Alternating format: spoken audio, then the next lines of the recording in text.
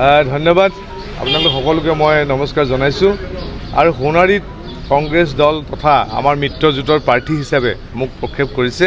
মই সেয়েহে আমাৰ মিত্ৰজোঁটৰ সকলো দললৈকে আৰু আমাৰ কংগ্ৰেছ দলৰ সন্মানীয় সভাপতি গৌৰৱ গগৈ ডাঙৰীয়া, AICCৰ মল্লিকাৰ্জুন খৰ্গে ডাঙৰীয়াকে প্ৰমুখ কৰি জিতেন্দ্ৰ সিং ডাঙৰীয়া, আমাৰ ৰাহুল গান্ধী ডাঙৰীয়া, প্ৰিয়ংকা গান্ধী ডাঙৰীয়ানী আৰু আমাৰ আপাৰ আছামৰ আমাৰ তত্ত্বাৱধায়ক বিকাশ উপাধ্যায় ডাঙৰীয়াকে প্ৰমুখ কৰি অসমৰ আমাৰ দেৱব্ৰত শইকীয়া ডাঙৰীয়াকে প্ৰমুখ কৰি ৰকিবুল হুছেইন ডাঙৰীয়া সকলোলৈকে যি নেতৃত্ব সকলোলৈ আমি কৃতজ্ঞতা জনাইছোঁ, ধন্যবাদ জনাইছোঁ। সোণাৰীৰ নিচিনা এক সমষ্টিত আমাক প্ৰক্ষেপ কৰাৰ কাৰণে দলক মই মোৰ অন্তৰৰ পৰা কৃতজ্ঞতা জ্ঞাপন কৰিলোঁ।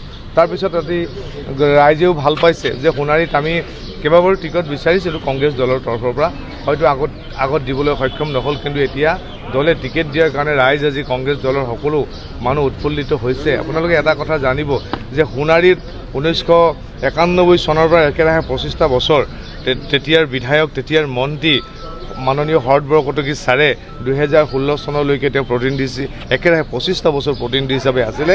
তেওঁ মোৰ দ্বিতীয় পিতৃ, মোৰ পিতৃ তুলসী গগৈ, মই নামটো কৈ অসমীয়াত ভাল পাওঁ। দেউতাও কংগ্ৰেছ দলত লাগি আছিল, ৰাজনৈতিকভাৱে যথেষ্টখিনি তেওঁ কাম কৰি আছিল আৰু তেওঁৰে বন্ধু আছিল মাননীয় শৰৎ বৰকটকী ছাৰ। তেওঁ মোক পিতৃ হিচাপে আঙুলিত ধৰি মোক দললৈ আনিছিল আৰু দলত কাম কৰিবলৈ শিকাইছিল।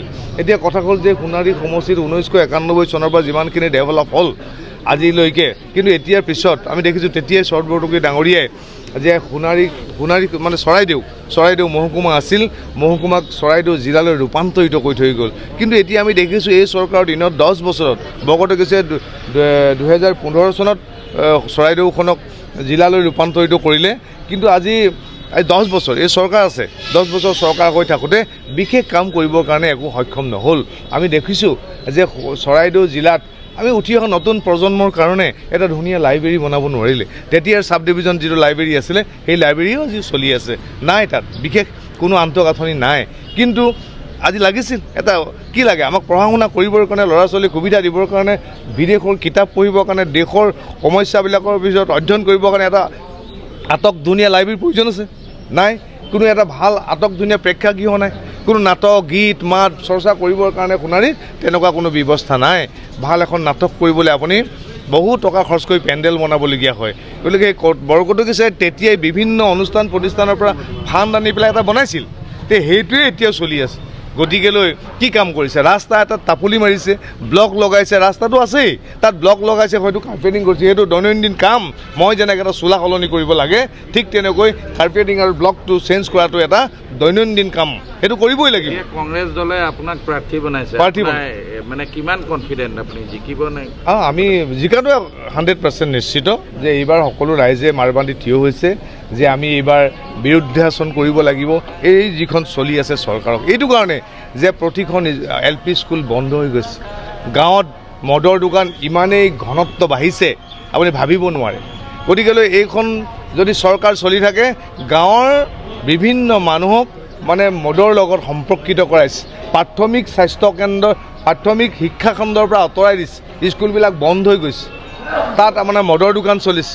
আৰু যিবিলাক স্বাস্থ্যকেন্দ্ৰ, উপস্বাস্থ্যকেন্দ্ৰ, ক্ষুদ্ৰ স্বাস্থ্যকেন্দ্ৰবিলাক আছে আপোনালোকে তাত খবৰ কৰিলে গম পাব যে এজন নিয়মীয়া ডাক্তৰ দিব নোৱাৰে, এজন ডাক্তৰ নাই, কিন্তু অথচ বিল্ডিংবিলাক বনাই আছে।